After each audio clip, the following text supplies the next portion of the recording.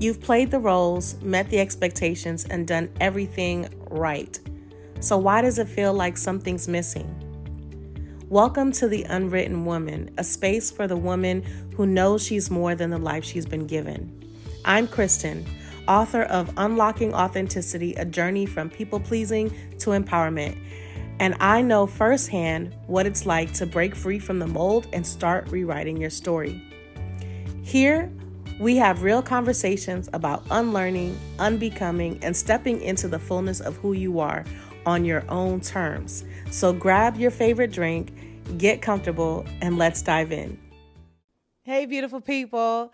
Welcome back to episode 6 of The Unwritten Woman. I am your host, Kristen. I am also the author of Unlocking Authenticity, a journey from people-pleasing to empowerment.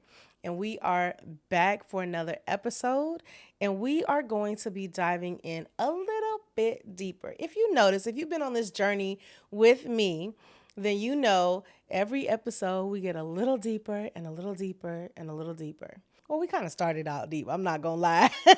We started out deep, but the goal here really is to just continue to have the conversation around people-pleasing tendencies, living a performative life. So last week we talked about what living a performative life actually looks like in our friendships, in our relationships, in the workplace. And today what we're going to talk about is what it actually costs us to live that performative life and live a life of people-pleasing. The truth is that even though in the moment, those people-pleasing behaviors may feel like the safe option, it actually starts to catch up to you after a certain amount of time.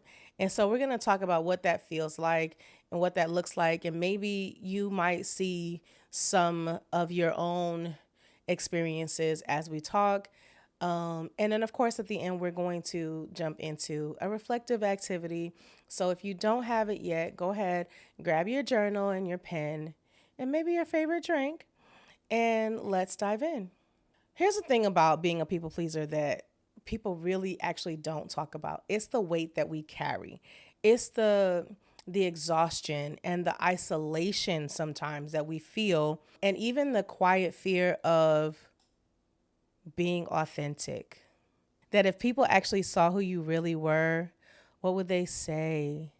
What wouldn't they say? What would they do? What wouldn't they do? How would they feel if they actually saw who you really were? So we're going to unpack that today. Let's start with the most obvious impact, and that's really the exhaustion, right? Like at some point, it just becomes exhausting and draining. Depending on how severe it can be, you can almost break under that pressure of constant performance.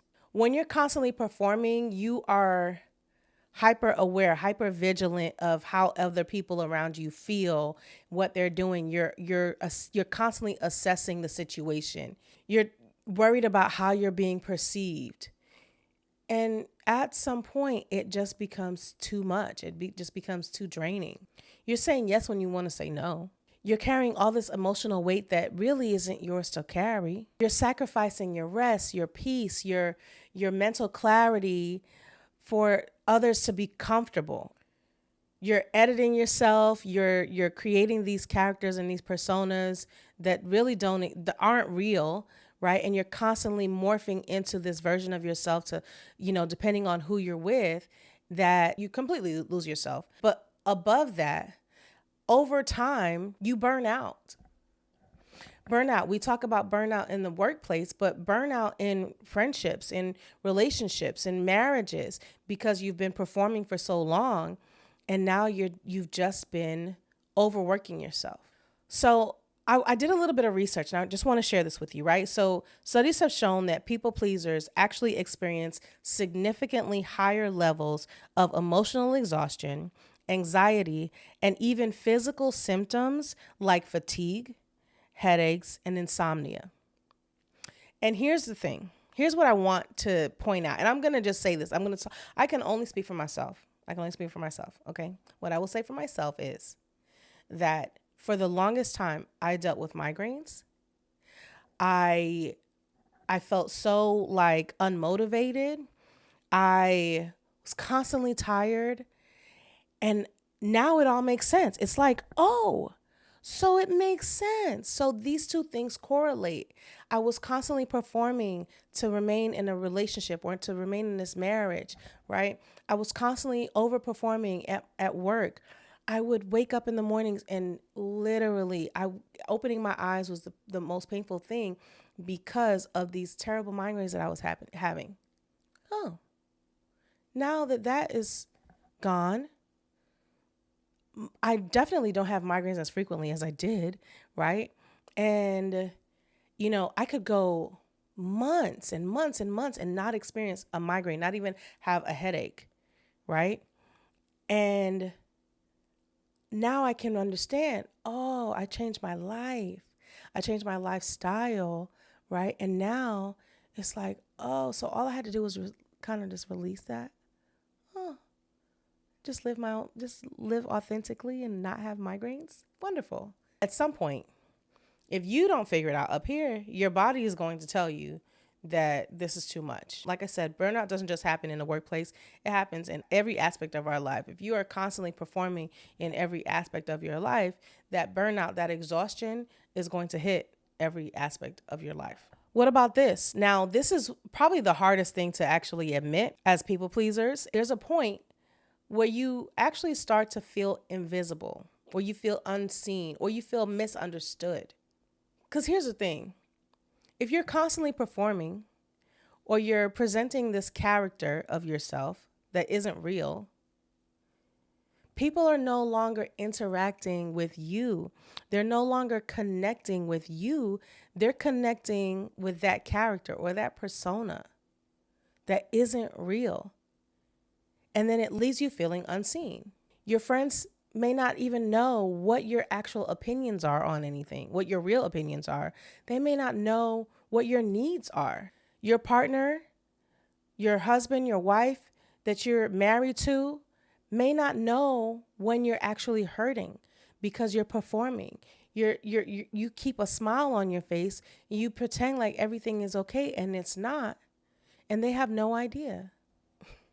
This one, I think this is probably one that I could really resonate with, which is that people around you, your family, they just believe that you're fine and everything is okay. Kristen's fine because you're not actually letting them know that you're struggling with something, whether it be, just emotionally, or maybe, you're dealing with, some difficulties in a relationship. Like people just assume that you're fine because you never let them see you struggle, or you never let them know that you're experiencing anything that you're struggling with. If you're struggling with fear, or when you're struggling with doubt of, anything, right? You only let people see that you're good. And when you're not good, you either isolate or you just pretend. Here's the kicker.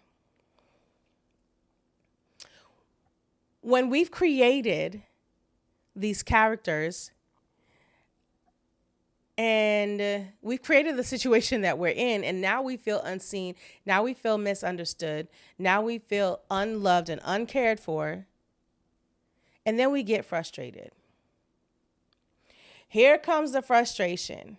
How can they not see me? Why do I constantly feel so alone? And I'm always there for everybody else, but me, nobody's there for me. Why do I always feel misunderstood? I'm the one, I've done everything right, and I still feel unseen and uncared for and unloved. So there comes the frustration, and there comes the resentment, and this creates a much bigger issue. Then there's the isolation, because now, well, people don't understand me. Well, nobody's there for me. Nobody sees my struggle. Nobody supports me, right? So now forget it. I'm just going to go in my little corner. I'm just going to stay to myself. I'm not going to worry about nobody. Nobody's going to worry about me. And I'm going to be fine. Now we're isolating ourselves. Because at the end of the day, here's the thing. It's easier to isolate than it is to just stop performing and let people see the real you. If they see the real you, they might leave. What? If you show your full truth, they won't love you. What? Or maybe you're afraid that if you show up as your full self, it still may not be enough. So now you're isolating. And the interesting thing about isolation is that you could be fully surrounded by people and not be there. You're mentally and emotionally isolating yourself from people. And so now you've already created these characters, these personas, these representatives of who you are. And now even those now there's a wall built up, and now you're disconnecting emotionally. Here's another study.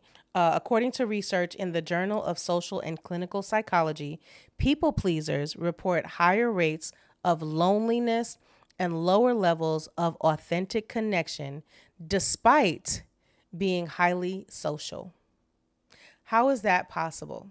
That people pleasers can be highly social and still have higher rates of loneliness and lower levels of authentic connection. But it's because we find ourselves thinking, if they really knew me, would they still stay? Would they still respect me? Would they still love me?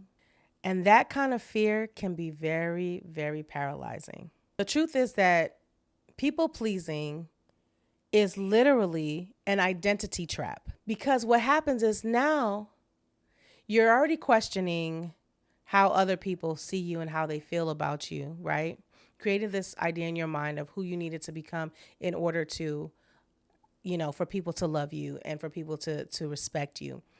But then now you start questioning that, because now you're in this isolation phase, right? And then you're isolating, and then you start to question yourself. You start to lose trust in your own self. You lose trust in your voice. You lose trust in what you desire for yourself. Well, you definitely lose trust in boundaries. You don't even have any, right?